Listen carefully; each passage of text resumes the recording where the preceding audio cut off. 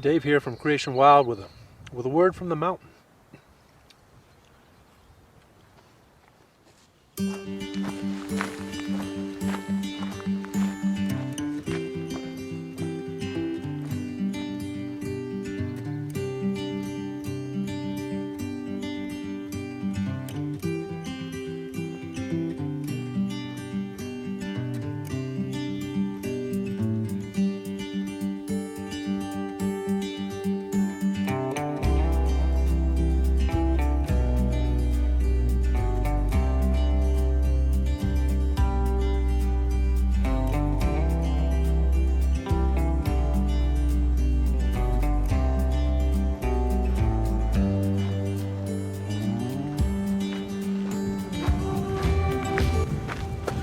You'll see people walk like 100, 200 yards out and then come back and get the camera. I ain't doing that. 50 yards is good enough.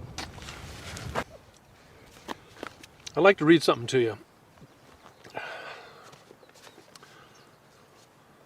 It's from Psalms 36. An oracle within my heart concerning the transgression of the wicked. There is no dread of God before his eyes. For in his own eyes he flatters himself too much to discover and hate his sin. The words of his mouth are malicious and deceptive. He has stopped acting wisely and doing good. Even on his bed he makes malicious plans. He sets himself on a path that is not good and does not reject evil.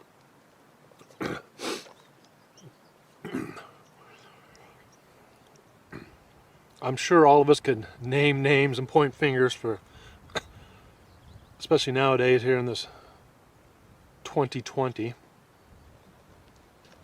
on individuals, groups, people, friends. You might even have family members that you can, sounds a lot like them. And it seems like we get caught up doing that. I get caught up doing that, and just noticing the wickedness of the wicked. Just noticing the unrighteousness, the evilness, the deceptiveness, as it talked about in here, of those whose hearts are not truly God's, those who are not at least half-heartedly trying to seek God and his wisdom and his grace and his mercy, and trying to follow his ways. Even if you fumble, fart, and fall down, at least you're still trying to move forward towards him and towards his goodness and towards his holiness. But again, there's just so many people that we can point, and easily so, because they no longer hide it. They no longer hide who and what they're about. And so it's easy to point, that person, maybe it's a group of people, maybe it's an organization. And as Christians, we do that just as good as anybody around, right? Because we know what is right, we know what's supposed to be good, what's supposed to be holy, what's supposed to be righteous, what love is about, what the fruits of the spirits are. And sometimes we get in this, we focus on those first 4 verses of Psalms 36 about human wickedness. But I want to point us out to the next few verses, particularly 5 through 10. Listen to this. Lord, your faithful love reaches to heaven, your faithfulness to the skies. Your righteousness is like the highest mountain, your judgments like the deepest sea. Lord, you preserve man and beast. God, your faithful love is so valuable that people take refuge in the shadow of your wings. They are filled from the abundance of your house. You let them drink from your refreshing stream. For with you is life's fountain. In your light we will see light. Spread your faithful love over those who know you, your righteousness over the upright in heart. Again, 2020 being what it is, it's easy And my default is to focus on those first 4 verses of all the bad and all the evil and the wickedness and how could they, how dare they, and just wanting to crush them, you know? But I got to read the whole chapter, okay? I have to read the rest of the story. Because God's telling me, yeah, we got to watch out for these people because you don't want to be like those people. Because what's going to happen to them, in verse 11 and 12, do not let the foot of the arrogant come near me, or the hand of the wicked drive me away. There the evildoers fall. They have been thrown down and cannot rise. There's a promise in that, there's a hope in that, that I have to exhale, I have to take a breath of this fresh mountain air and of God's goodness. Knowing that those people who choose evil and wickedness, and they are going to be, they are going to fall one day, and they will not be able to rise up again. So I'm to take and trust God in that, and not worry about trying to crush and destroy them myself, or with some movement of my own. My movement needs to be into His Word, into His creation, and to recognize His faithfulness and His righteousness, His abundance, the refreshness of the living water that He gives us, His faithful love that He shares on us. So I just want to encourage you with that today, here up on the mountain, and knowing that, hey, 2020, those first 4 verses, right, are clearly evident, and they're screaming all the time at us. It's all we see right now. But I need to know from my own experience, like I'm up here, right? You can't really see the mountain, right? But I know it's there. I've been here before. I know where that mountain's at.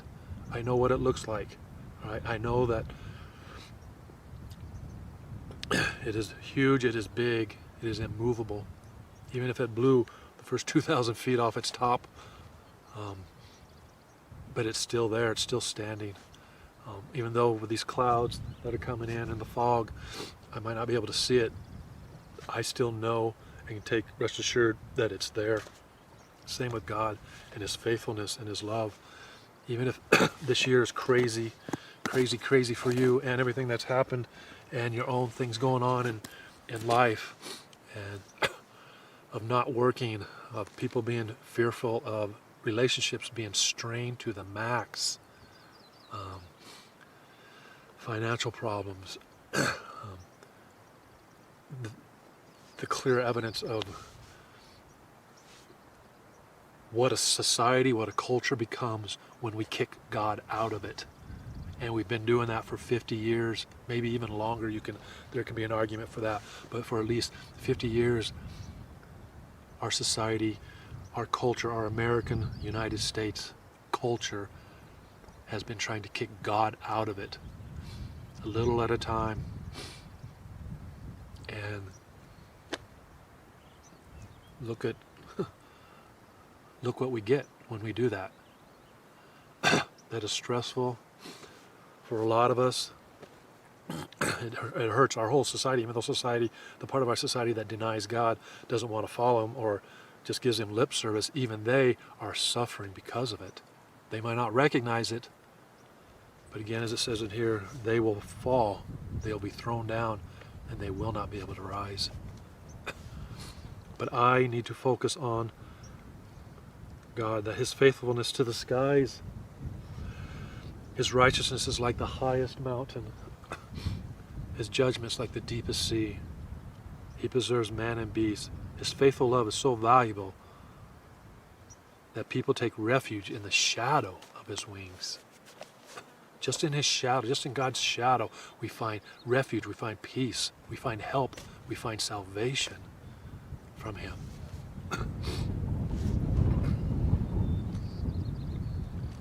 And our prayer is that God, that You would spread Your faithful love over those who know You and know Your righteousness. over the upright in heart.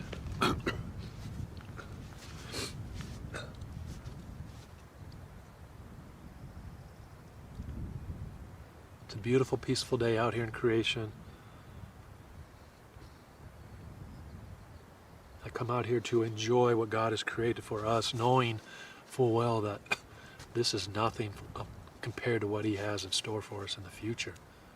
That this is just a precursor to what it's going to be like.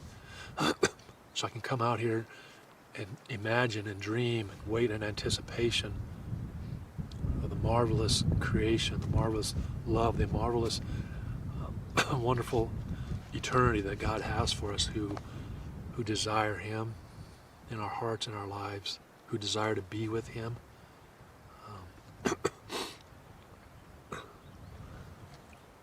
So I come out here not to worship creation, but to worship the Creator, to thank Him for what He has created for me. I'll be selfish. He created this for me.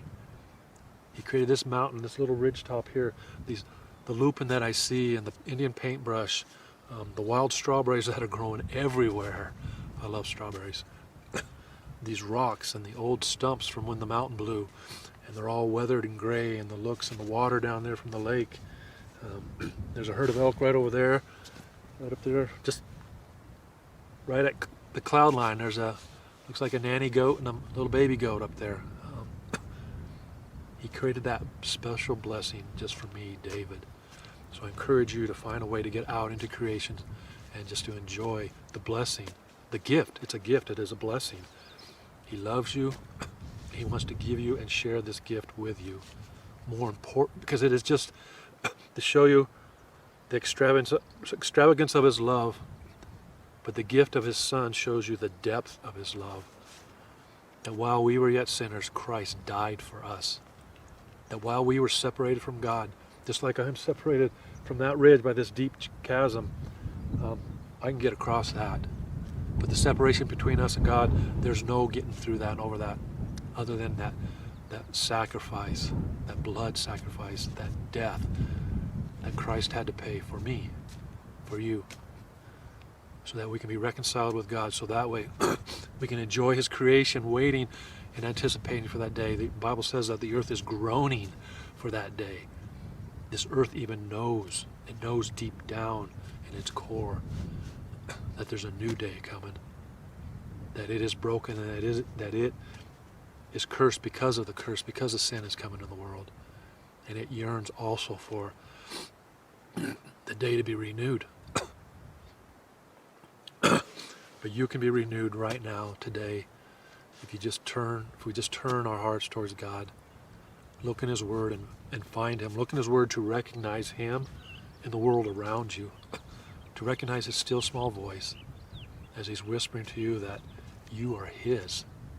As He called out to Mary in this video series I'm watching, He called out to Mary saying, Mary, you are mine.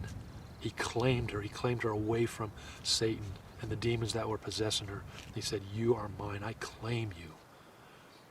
He's saying that same to you. I know that. Listen to that.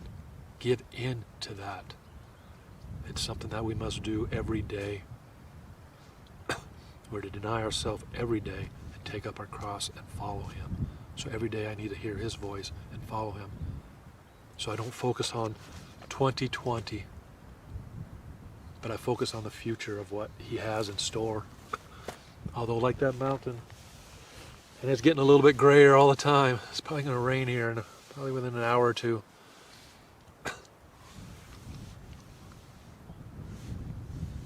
But I know that mountain's there, just like I know God's there, and I know His promises are there. I know the hope and the future that He has for me. I might not see it, and I most certainly don't feel it, but I have to trust in it.